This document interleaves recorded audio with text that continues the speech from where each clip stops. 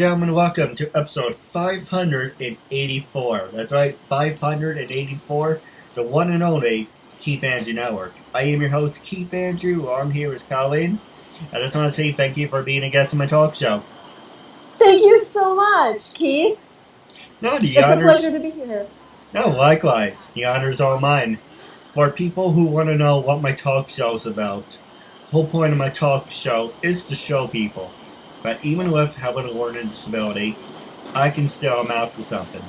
And at the same time, I'm able to turn myself into an example for people out there dealing with any types of learning disabilities and disabilities to never give up and prove people wrong. Prove to them that labels do not dictate who you are and who you're going to be. It's to prove to them to step out to something. So hashtag break the labels. That being said, just let me know, I'm looking straight, right? Yes. Okay, because Skype has this new thing where it's not cut in half, so I can't position myself. So I want to make sure I'm making eye contact, but I want to make sure Skype doesn't cut me off too. So it's kind of hard, but make it work. Hopefully they get their shit together so it goes back to normal. That'll be great. But with that being said, half hour, 33 minutes of your time. You can say anything you want, talk about anything you want. And the first thing that I saw that you are apparently in New York City, in uptown Manhattan, right? That is correct. I live in a beautiful area of the city with parks surrounding me and great restaurants and a lot of vibrant, really great energy. Well, if you're interested, maybe I can, let me rephrase that. If you're interested, maybe we can work together one day. Oh, absolutely. I do love to collaborate, and I'm meeting so many wonderful people, and so I would definitely be open to that. Hey, if you ever want to go have fun a studio, so I can have a studio, so I can do my interviews in person, that'd be wonderful. Oh, that's a really interesting concept. I've been approached to do many interviews recently, and it's had me feeling like I should pursue a regular spot on radio or perhaps a YouTube channel. So I am thinking along those lines as my platform evolves. Hey, well, if you ever think about it, maybe we can work something out. Sure, definitely. The first thing I'm going to ask you is, where are you right now in Manhattan? So our viewers, usually they're like in their office or room or whatever, but you're outside. So where are you in Manhattan right now? I'm in Rockefeller Center, and I'm just going to do a twirl around. This is Rockefeller Center, and the beautiful bouquets of flowers. It's a public area, public space, where people can sit and admire and shop and congregate. No, it looks really nice. Like I was telling you off the air, I was in Midtown Manhattan last weekend for WrestleCon. I'm looking forward to that next year. Oh, that sounds amazing. That must have been super fun. No, absolutely. I got to meet, unfortunately I ran out of money, but I got to meet some great people. Oh, I'm sure. Absolutely. Then the next question I was going to ask you is, how was life growing up? Were you born and raised in the city? Actually, I grew up in the city, Milwaukee, Wisconsin. And Milwaukee is an international port. And so it has a lot of culture and diversity within the city.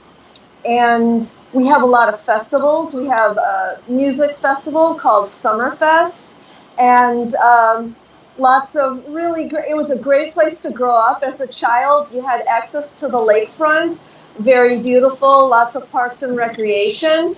The art museum, the Milwaukee Art Museum, has a beautifully curated collection, and then just so much fun. There's a circus that comes to town every year, and there's lots of parades, and was just so much fun growing up there. No, absolutely. I used to be a big fan of the circus until I saw behind the scenes of the circus, so it kind of killed it for me. Oh, well, I guess it all has, things have their light and dark.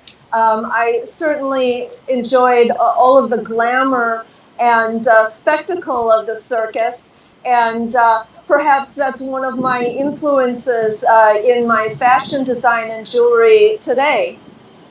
No, absolutely. Now, another easy question I was going to ask you was when you were growing up, were you a study nerd or party animal, and what did you major in college?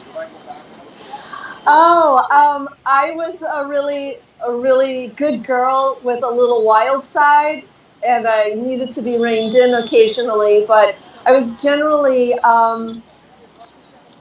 actually, I didn't do well in school, in grade school. Frankly, I almost flunked out of fifth and sixth grade. Oh, I have it was low. I'm on low battery mode, unfortunately.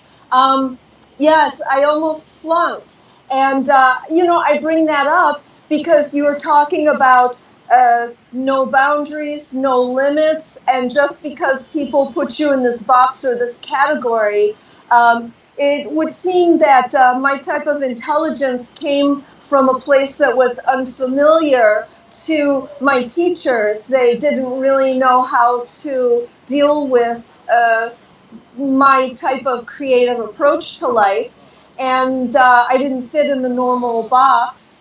And so I just was floundering around until I found the arts. And I started to express myself artistically, and that really opened me up, and it really did save me. And I started creating paintings and then sculpture, and I wound up getting a beautiful scholarship to, I blossomed in high school. I had some advantages when I went to high school, and I was able to get a very prestigious scholarship that paid for my college education. And I was one of four people selected for this scholarship and attended a very prestigious school for the arts. And then after I earned my Bachelor of Fine Art, I came to New York to further my education, and I studied jewelry design at the Fashion Institute of Technology, where I graduated with honors. So sometimes we're a little lost until we find our way, and once I channeled into the arts and found my passions, I was able to express myself, and then my creativity and talents were appreciated and respected. No, absolutely. Don't mind me. I'm just trying to figure out my Skype setting. I'm just trying to make sure I'm looking straight, but I'm not cutting myself off. I wish I went back to normal. I don't know what the hell they were thinking. This is a new format. Sucks. Okay. Well, I think we're managing fine. No, absolutely. Just let me know if I stop making eye contact. So I have to look straight. Now, like over here or over there. No, you're looking straight at me. Hey, that's all that matters. It's always the people behind you, for that matter. Yes, that's right. They got your back. So now the next question I was going to ask you is, who influenced you to become a custom jewelry designer, and how many years have you been a custom jewelry designer? Oh, that's a really interesting question. I think one of my early inspirations was Coco Chanel, and she was someone who had a rough patch, kind of began on the street and really built herself up and made herself. And there were times in my life where I felt like I wasn't understood, and really I was the one that had to believe in myself and push myself forward because other people had really given up on me. And so time and time again, I rose to the occasion, and I kept proving myself and going forward and forging my way through. So it's determination and belief in myself. And I think when I left FIT, I started working in the jewelry industry. And at that time, there weren't many women jewelers in the jewelry industry. It was an all-male dominated field. And so here I was, this young woman, starting out at these companies, working with men who were, in their middle ages. And they were really kind of questioning why I was there. And it was kind of like I'd reached the citadel, and I was kind of a little troublemaker, and I wasn't quite so appreciated. But so I had to really build a backbone. I had to stand my ground. I had to know when to yield, and I had to learn how to deal with people that weren't really willing to give you a chance, or only give you a half a chance, or maybe just one chance. And so just kind of, once again, keeping to going forward and trying to prove yourself and being determined and not giving up. It wasn't until I came back, fast forward to probably about 5 years ago, I really decided that I was going to attack the jewelry industry and form my own company. And I probably spent 2 years in product development, just trying to figure out what it was that I wanted to make, the look that I wanted to have.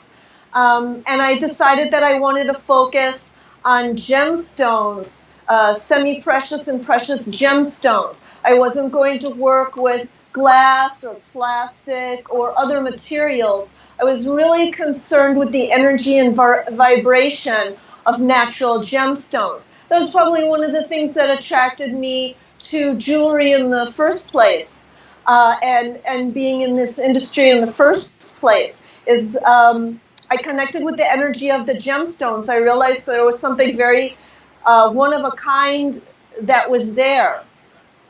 And I became a Reiki practitioner, and I started to create pieces and then channel the powerful Reiki energy into my creations, magnetizing them even further and programming them, if you will, as to enhance their abilities. So when somebody wears a piece of my jewelry, they feel very grounded, empowered. If it's a piece that they're wearing to enhance their meditation, they will feel peaceful, relaxed, and have a good concentration. If they're wearing one of my pieces for a feeling of security or protection, they will feel unflustered as they make their way through the subway, or if they have a job interview that's very important, they will feel unflappable. If, for example, they are a public figure, a model, an actor, performance singer, songwriter, musician, they will feel very empowered and very inspired on stage, and they will draw such magnetism toward them. So the jewelry can be programmed to do all those things. And the gemstones that I select are of a high vibration and a high quality. I have that benchmark, working in such a fine jewelry industry, I have that benchmark of quality. And so when I'm selecting the stones, everything is all hand selected. I just go through until I find the stones of the highest quality, and put together these pieces and try to make something of just as fine, one of a kind. And I decided to do one of a kind as well, because I felt like we live in such a mass production culture, such things that are throwaway, but I feel like a piece of jewelry is something different, and it can be with you for your entire life and evolve and grow with you and become more and more part of your whole aura. And so it was really important for me to put that kind of intention behind these pieces. Yes, you are worth it. You are worth it to invest in yourself, first of all. You're worth it to have a piece of the best quality. And so I wanted to take that very seriously, create the pieces myself, so they're not made by anybody else. So you're channeling my energy, nothing is impossible to you. There are no doors closed to you kind of an attitude. The sky is the limit, whatever you want to achieve. And just focusing that into the pieces so that you really are able to feel that for yourself. It's a strong magical power that will help you propel forward and manifest the things that you desire for yourself in your life, in creating your reality. Well, in that case, you should give me some. Absolutely. Absolutely. It'd be my pleasure. Now, the next question I was going to ask you is I do a little plug for my celebration. This June 15th, I plan on having a celebration. Plan A is having it at the Warwick Community Center, but the cutoff point is May 19th. So if I don't get like 30 or 40 people by May 19th, Plan A, it's absolutely garbage. So Plan B will be Fridays, June 15th at 7 p.m. So at least I have one or the other. And I would love to have you there as well. Well, I would love to be there, Keith. Thank you for inviting me. No, absolutely. You can talk about the details afterwards. But the next question I was going to ask you is, have you ever made any custom jewelry for celebrities? And are you willing to work with, I know it sounds like an oxymoron, are you willing to work with celebrities? Oh, absolutely. I seek opportunities and occasions to work with celebrities, people of high profile and magnetic personalities. Absolutely. Anna Kolanova, who is an actress, model, and celebrity, I made a custom jacket for her. Beautiful little motorcycle style jacket, but in a beautiful fabric with a silver thread in it. And I beaded that with smoky quartz and clear quartz flowers. She absolutely loves it. There's a musical artist that was on The Voice in 2017. His name is J.C. Chosen, a.k.a. Josh Hunter. He's a beautiful singer, R&B singer. He has a single out called You Da One. And I made him a custom necklace and bracelet in labradorite. So he's wearing my jewelry as well. I've done many photo shoots with well-known models, Tommy McSanty. Who else? Sometimes when you're on the spot, the names don't exactly roll off your tongue. Dora Soccer, I just worked with her. I just did New York Fashion Week. I worked with Derek Kendall, who just made a groundbreaking film called The Art of Rap, where he interviewed one of the founders and creators of rap music, one of the forerunners. And he is wearing one of my pieces, a rather Egyptian-style piece of jewelry, while he's doing the interview with this gentleman musician. Who else can I think of? So other people, I don't know. There are so many and many more to come. Well, hopefully I'm one of them. Absolutely. But the next thing I was gonna ask you, and what the show's based around, is disabilities. Have you ever worked with people with disabilities, and are you willing to work with anyone with disabilities? Well, apparently you're working with me, so that answers that part. Yes, absolutely. I've always had an all-inclusive attitude, and am definitely open and willing for that. And the whole theme of my jewelry and my new clothing collection, which I collaborated with a dear friend of mine. We had done a fashion show. We had collaborated on jewelry accessories for Betsy Johnson. And so when I got this opportunity to do New York Fashion Week, I collaborated with her on my clothing design. Um, but wanting to be all-inclusive, designing clothing and jewelry that's comfortable, makes people feel beautiful and attractive, um, feel good about themselves, feel like they're precious and they're special. And so any kind of an opportunity like that, I love to do events that have charity aspect to it, so that part of the money goes to a charity. When I did the New York Fashion Week show with Cindy Jordan, her charity benefit was for childhood obesity. So we did a benefit for that.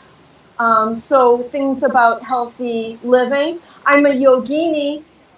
I practice Bikram yoga and Kundalini yoga as well. And yoga is one of those practices where you can be any age and at any capability and still be able to do yoga no matter what stage you're at. No, absolutely. Now, what is one of your favorite pieces that you wear wherever you go? And for an example, what I'm talking about is, let's see if I have it. I don't wear this when I'm home, but I always wear this when I'm at work or sometimes when I go out. This is one of my favorite pieces. Nice. Would Great. do you think you could make something like that?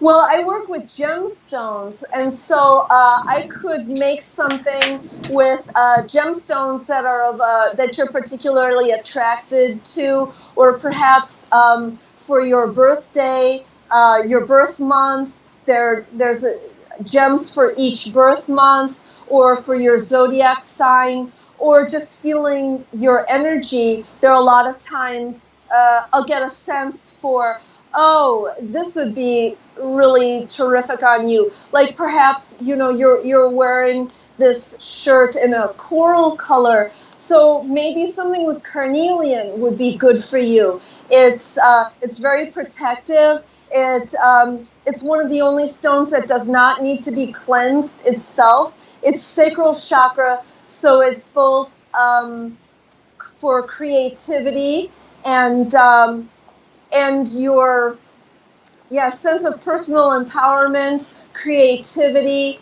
and it's also your masculine energy. So it's a very powerful piece. The Egyptians used it for protection, and perhaps that would be a really good stone for you to wear. I have to see it. It sounds pretty interesting. Yes, when I did my collection for New York Fashion Week, um, I designed one of the I designed both men's jewelry and women's jewelry, and then I also, and my line was called Urban Wear for Sacred City Dwellers.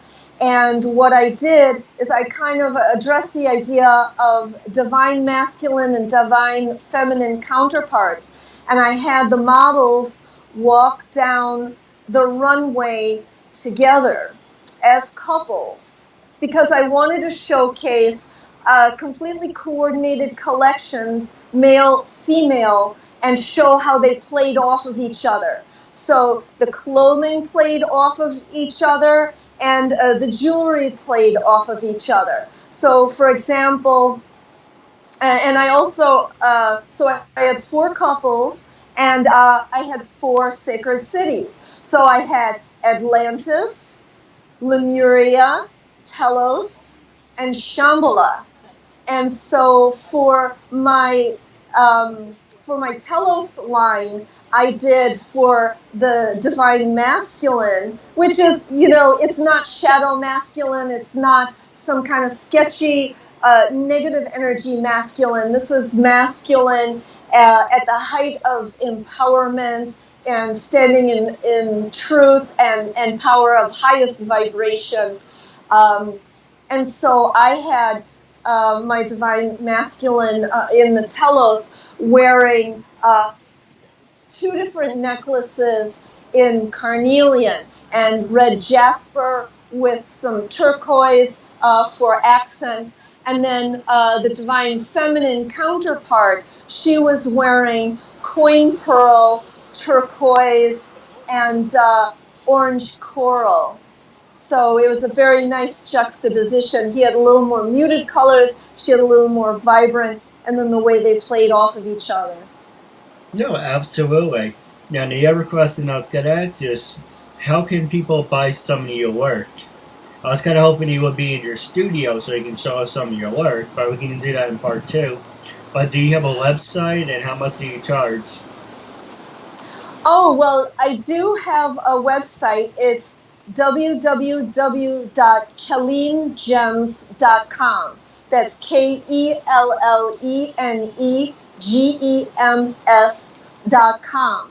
My Instagram is Kellene Artisan, KelleneArtisan.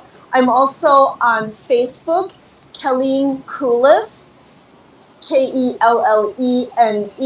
last name Kulas, Kulas, and my Facebook page is Kellene Gems. So they can contact me on any one of those platforms, and I can customize anything, and I can take into consideration someone's price point.